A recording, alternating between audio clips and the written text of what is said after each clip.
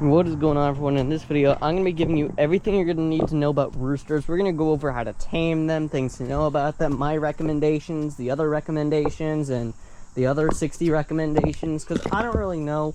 It's like, I don't know, like 3 o'clock right now. I'm a little tired, so sorry if my voice sounds a little bit off, so let's begin. Alright, so I'm going to start off by saying don't buy green queen roosters like this one right here. He is the worst rooster anyone could have ever asked for. He sucks. And I'm not even saying that to insult him. That's genuinely him.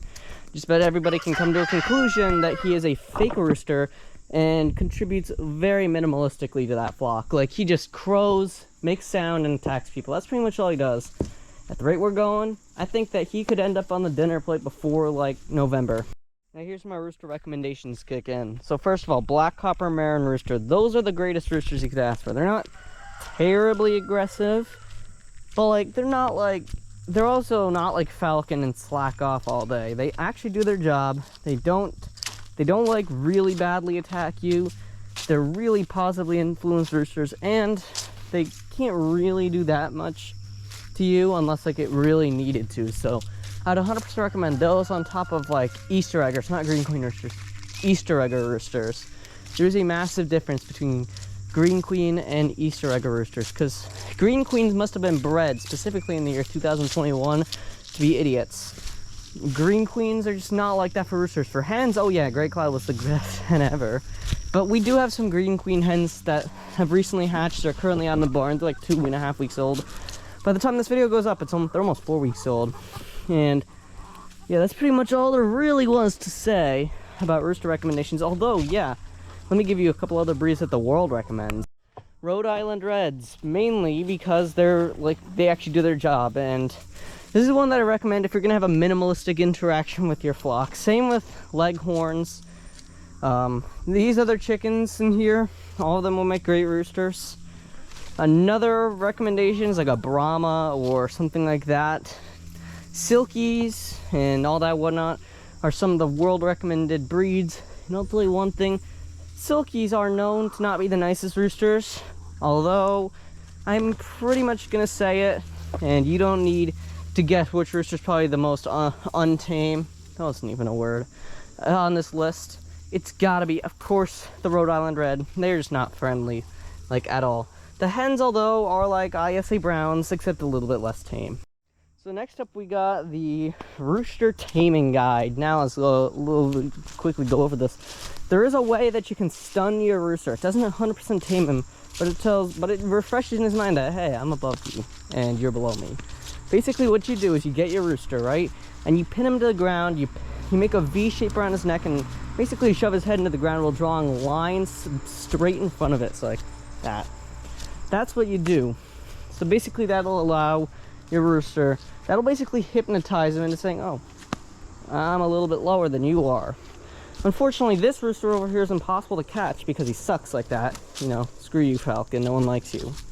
And also, a couple other things that you could do to tame roosters. You could try taking the hen's respect, and eventually his respect will sort of float over. You can also gain his respect by doing respectable things, not acting like a total moron in front of him, and also not like, you know, like attacking any of his hens.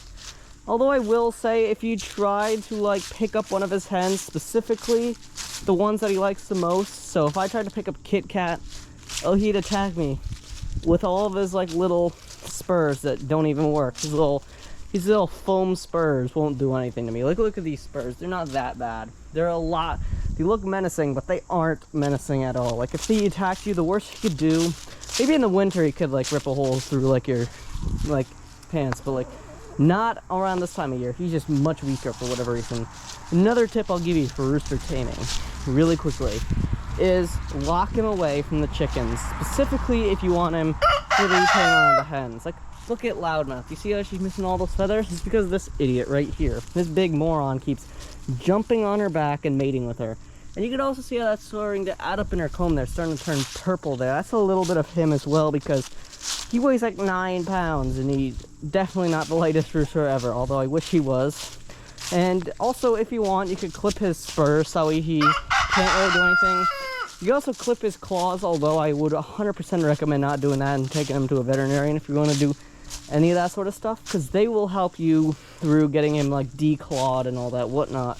That'll make it a little bit less aggressive. But remember, you can also pre-order some roosters, especially if you're gonna have them as like pets, to have like have their beak a little bit like I've seen them in even hens sometimes too, where like they take where they chip off a little bit of the beak at the top. What that does is it prevents them from fighting with each other, which is pretty smart, but at the end of the day, it doesn't really affect them. It doesn't like interact or it doesn't like destroy their daily routine. It just makes it that way that when they're fighting, it's less painful for the chickens, which is actually pretty respectable. I think you can do that for roosters as well, which will help you keep them in better environments, specifically around younger people. So make sure your rooster, you have a nice plan for him. And also, if you get an unexpected rooster, a lot of hatcheries will actually do a little bit of a refund for you or something along those lines, or grant you an additional hen just in case, because hatcheries aren't always 100% accurate. If you want 100% accuracy, like with the pet flock, you should go to a local breeder. They're typically far more accurate than one of the bigger corporate hatcheries. Although, if you want to get like a lot of chickens and you don't really care how many roosters you get, then you can go with one of those corporate hatcheries. That was pretty much all I got for you. Be sure to click the video on the screen right now. It's going to be updated later to my 2,000 subscriber special, but as of right now, I'm literally filming this way before I'm on vacation. Like, today's literally like September 7th. So yeah, be sure to click it on the screen. I don't know what it is. It decides for you. Anyways, I'm out. Subscribe.